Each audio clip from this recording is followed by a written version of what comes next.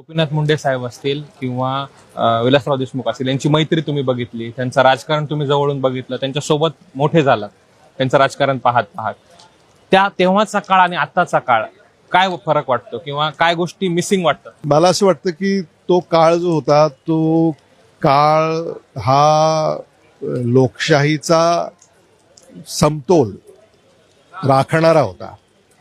सत्ता पक्ष विरोधी पक्ष संवाद होता, आदर होता, सन्मान होता, मैत्री होती.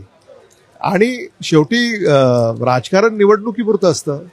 निवडणुका झाल्यानंतर तुम्हाला कायदे मंडळामध्ये कायदे तयार करावे लागतात आणि मग त्याच्यामध्ये विधानसभेचा सदस्य, लोकसभेचा सदस्य हा त्या सभागृहात गेल्यानंतर त्याचा राजकीय पक्ष सभागृहाबाहेर ठेवून तिथं कार्यरत असावं लागतं. हे अभिप्रेत आहे संसदीय लोकशाहीमध्ये, हे अभिप्रेत आहे. पण आता तसं उरलं नाही.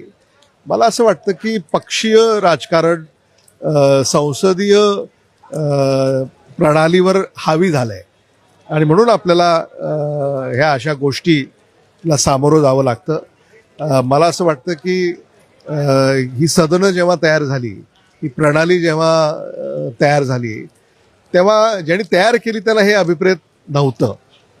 आमच्याकडनंच काही चुका होत आहेत, त्या चुका आम्ही